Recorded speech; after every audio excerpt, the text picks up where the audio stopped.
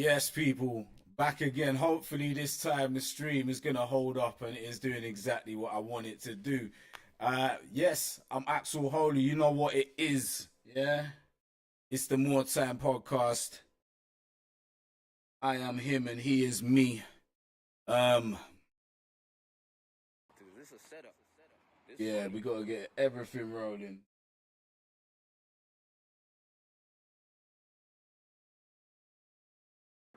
This is a setup. This funny. Check all. Dude, this is a setup. Dude, this is a setup. Everything is quiet. I don't know why everything is quiet. Let's see. 1, 2. Is that my mic? Yeah, my mic is better now. Maybe. Dude, this is a setup. Soundboard. This funny. Somebody did this. Somebody did this. Somebody did this. Jeez. Yeah. All right. We're back then. Hey. Yes, I'm Arsenal. I'm Arsenal. Oh my days. I'm Axel Holy. This is the More Time podcast, and we're back. We are back again. Yeah. With some of them, one of them block rocking streams. We're gonna get. Well, I am gonna get into what I saw in the first game of the season. Against Nottingham Forest, and then run through a few bits and pieces in Arsenal's world in terms of the news. So far, so it was a very Arsenal way to begin the season. Yeah, there was a lot of hope, even confidence built throughout the early stage of the game, and then something key happened midway through the game, and then lent to us tailing off towards the end. We didn't lose the game. We came through the actual game itself unscathed. We won 2-1, but the big news from the game, unfortunately, is that one of the most brightest sparks from pre-season and one of our best buys in a little while, especially for unvetted, untested quality. Urian Timber has gone down with an injury in his first game for Arsenal. He got to the second half, but really, I feel like the damage was probably really done in the first half. ACL and injury. The talk is the majority of the season. I've already banked that it's going to be the whole season. We're not going to see him again. We're not going to see him again this year. This season. Not in any meaningful way. Anyway, I think it's time to look forward, but basically, let's get into the game first of all, right? I think the usual bright sparks were there in terms of Saliba, Ben White, Thomas Partey, Martin Odegaard, Bukayo Saka, and Martinelli. But what we also have to double down on is the fact that Eddie Nketiah isn't a starter, but he stepped up and he's got a goal. So far, so good for Eddie Nketiah as well. Martinelli and Bukayo Saka looking like the most scintillating wing or attack partnership in world football right now. I think you'll struggle to find better duos out there, but I may be being biased because obviously I'm an Arsenal fan. And they were right back off to where they left off last season. Like Bukayo Saka scoring something of probably one of the most sensational goals that day in world football saw, probably, but definitely that was being seen in the Premier League. And then on top of it, Martinelli pulling off Krikeka assists. I don't know what's going on out there today, man. It's a sensational start in terms of our wide players. Now, Eddie Nketiah, as I said, did well, but I feel like he offers exactly what we know Eddie Nketiah is going to offer: a goal threat in the most traditionalist senses.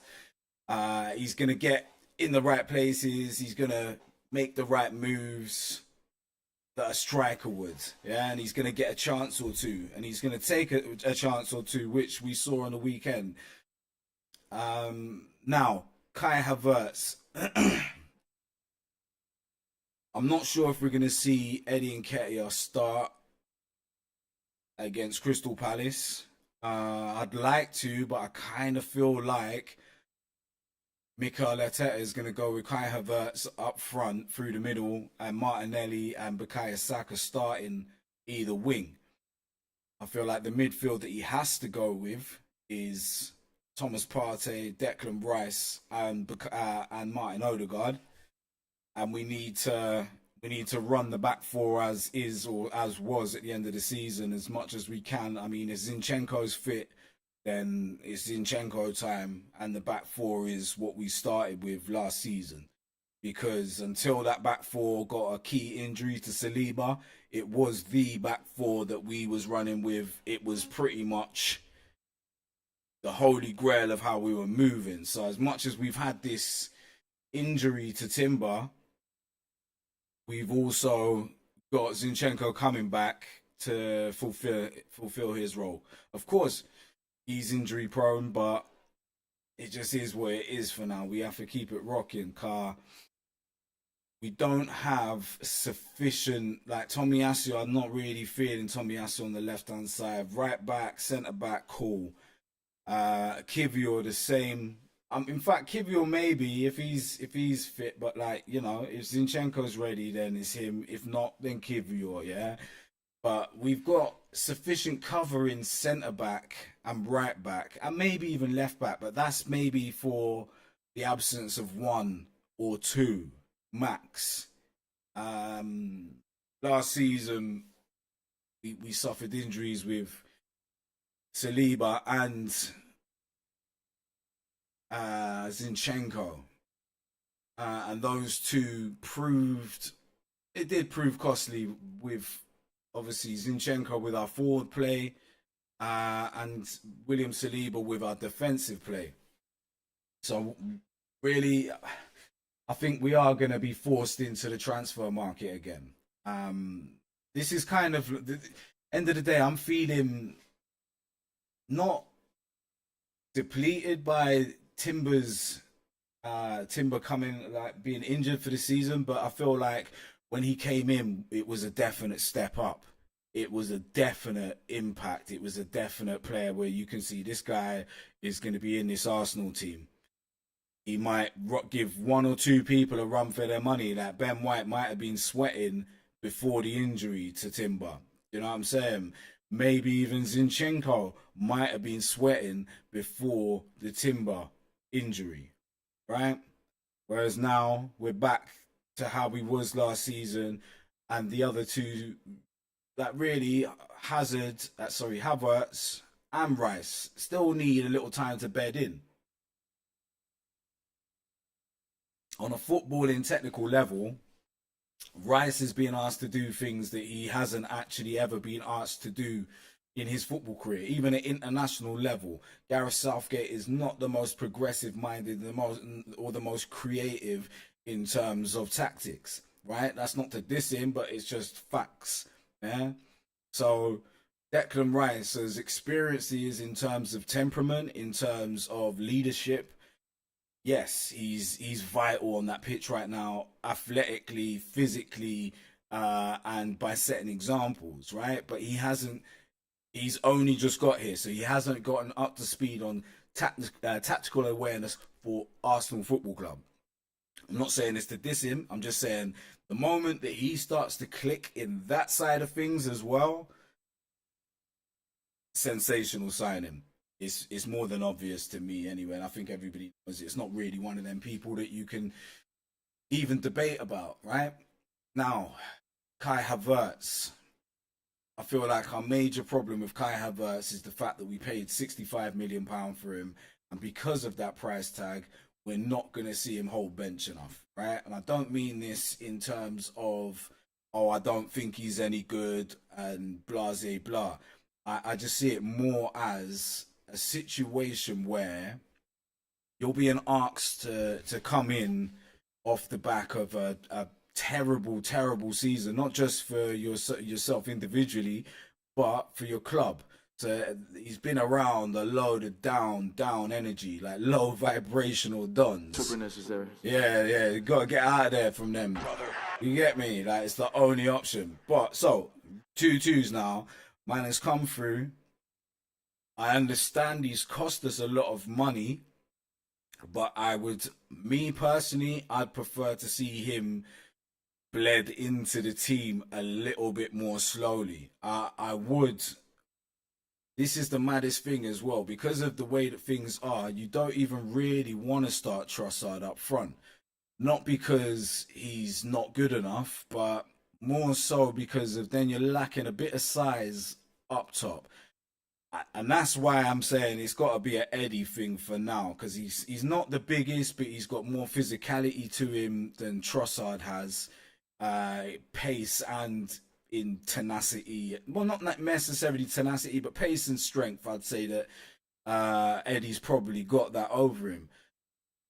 But I believe Mikel Arteta is gonna go with Havertz up front, and it just is what it is. I mean, the way that the cards have fallen, I feel like we're still in need of some sort of attacking options. I feel like we would probably do well for another midfielder, not an attacking midfielder, but an out and out 8. But when we're not doing any of that, right? We got the two opposite ends of the spectrum is what we've got at the moment. We got 3 6s and 3 10s. Yeah, obviously Odegaard can operate well in an 8, but he's not out and out 8 like a Xhaka was, where the box to box side of him was locked in, because he'd been doing it for Switzerland for a long time. We forget that. So yeah, I think as Declan Rice grows into his role, we'll really start to take command of games much earlier in terms of killing them off. Now, in terms of who we may or may not get in to replace the man. Now there's plenty of talk out there. I'm probably covering. Am I covering? I am, right. So let me move me for a second. Let's do this. Get me out the way.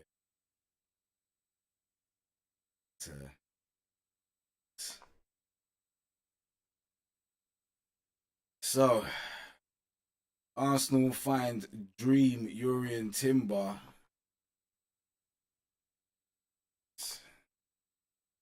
Placement. Arsenal find Urian Timber replacement with Man United. Hijackers Edu faces a £63 million loss. So there's talk of Pavard, I guess. Let's have a look. We got anything good? In fact, we know that the talk so far is Pavard, right? So what I'm just gonna do is pull up Pavard. Cut straight to it. Here he is, Benjamin Pavard, the hero of French football, from them years ago against Argentina in the final, I do believe. Was it 2018 World Cup? He's 27 now. Still plenty of life left in him. He's a fullback who looks more like a centre back. How are we feeling about him? Let's have a little look at his record. Where's his wiki page? Okay, we've submitted a £22 million offer. Right. Let's have a look. Get his stats then. Okay, Bayern in the Bundesliga. Last season, he played 30 matches, scored 4 goals, got an assist. Season before that, 25, no goals. Season before that, 24, no goals. Season before that, 32 and 4 goals. Champs League, plenty of games. Fairly trusted. No, Champs League and the league, he was right there. Club World Cup, played both of the Club World Cup games. He played for Super Cup, International Champions Cup. Where's his actual record then? Let's get it up.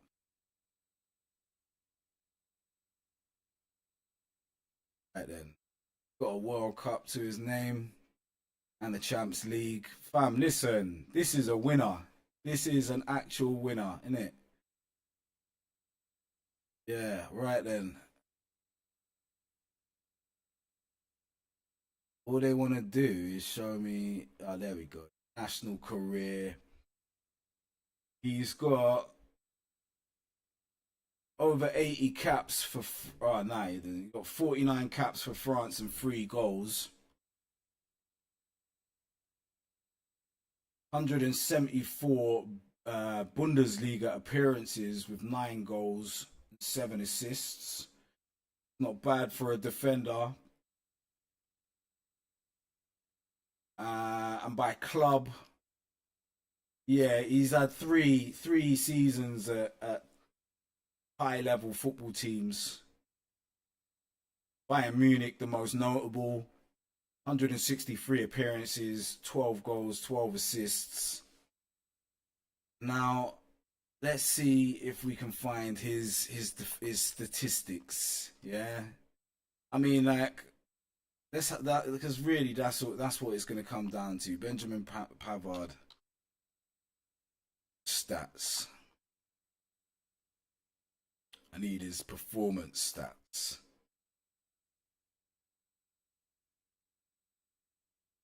Let's have a look. Okay, last season he won 123 aerial duels and 23 tackles. On top of this, he made a total of 5 blocks. Based on these statistics after match day 34, he ranked number 13. Number 13, 13th best defender. Is that defender or fullback? If it's defender, that's decent. If it's fullback, it's not so decent. But still, I think it's defender, which ain't bad. Obviously, it's not a long-term solution, but you know what I'm saying. I welcome a bit of quality with that's still got some life left in its legs. So I'm open to Pavard. I'm not gonna lie to you. I feel like we're in a bit of a spot of bother if you know we're forced into a position where we're gonna have to play the likes of Cedric or Rob Holding. Somebody did this. Yes, I can't have none of that shit. You will know the truth, whether in this trial or the next one. Better believe it. Now the other talk for us is Ansu Fati. Apparently, an approach has been made. I don't know how true that is, but let's have a little look at the lad anyway. Let's have a look at what he's dealing with. First of all, he scored 7 goals in 38 games last season. 31 in goal scoring. Not telling us a lot. Let's see. Let's have a look. What kind of assists he got? Got some trophies. Done a bit of winning. Okay, so 110 games for Barca. 29 goals and 10 assists. It's a pretty low return.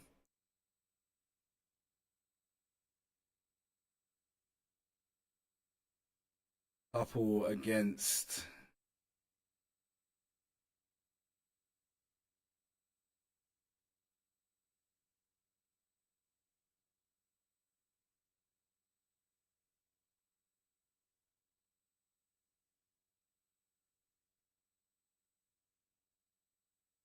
yeah. What the Russ? Why are you telling man that man's market value is 700 million?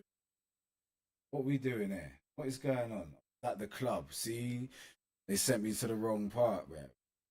Need to know. So his stats last season for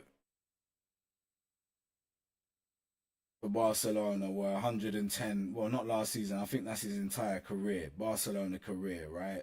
110 games, 29 goals, 10 assists. It's not looking good, bruv. It's looking Pepe-ish numbers, but he's young. He is from La Masia. He could be taught, but I don't want. Let me see what his market value is. I need to understand that. 35 million. If we can get him in on 27 to 30 mil with the rest in add-ons, then I see it as, you know, decent risk. If he's right-footed, then I don't want to hear none of it. But if he's left-footed, I wanna see what could run. I think that would be helpful, to say the least. But outside of that, I don't really see us signing anybody else. I don't, unless they come in with some left field option. Everything else is just what it is. I don't see Mohamed Kudus coming. I feel like that's the only two that's really in the in any type of shape that it might come off for us. We've got 2 weeks left. Obviously, David Raya has joined the club. We're gonna get some competition in all places. Well, that's what Mikel Arteta has been said. So boom, nothing more to say on it. We just keep it moving, bro. You know what I mean? Another top footballer has joined Arsenal Football Club, and that's all we can really ask for. Competition within the club so that we can compete on all stages. That's it. That's all that this is. It's football. You will know the truth, whether in this trial or the next one. Better believe it. And the reality is that, you know, it is Super necessary. to have these levels at the club. This is why Jurriën Timber was such a great addition to the Arsenal side, because we knew that he upped the levels instantly. In other Arsenal news, apparently Nottingham Forest are looking at Nuno Tavares. 30 million. I'm hearing between 22 and 30 million pound. Let's go. Either of them numbers. Run it. It's yours, bruv. See ya. Yeah? Sensacionale. Right? Now, the other outgoings. For me, 100%. Cedric Suarez, out the door. Rob Holding, out the door.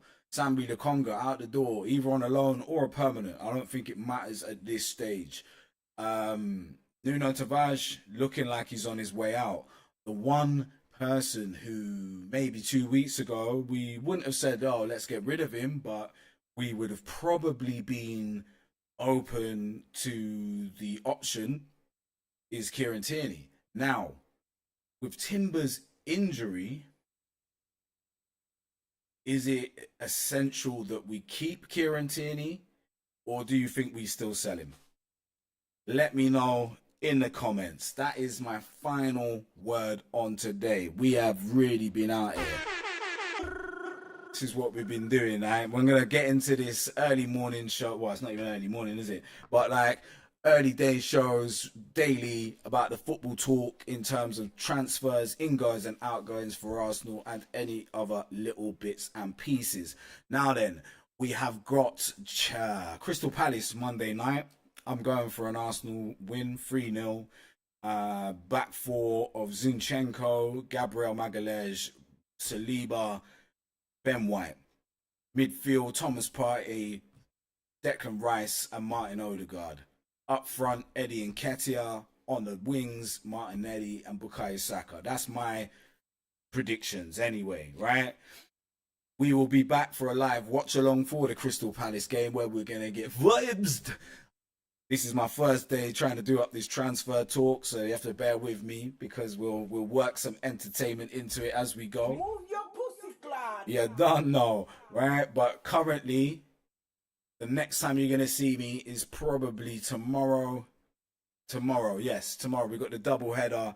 We got Manchester United versus Tottenham, and then we've got Newcastle versus Man City. So we got the mid off, and then we got top balling. Yeah, we might see Man City drop their first points of the season with the scintillating, sensational form of Newcastle United. Also, yeah, no, in fact, let's not. We leave that for another show. We'll leave that for another show. But for now, I'm gonna love you and I'm gonna bounce. Yeah, my people, them.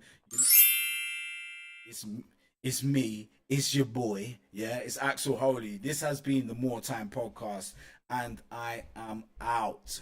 Peace.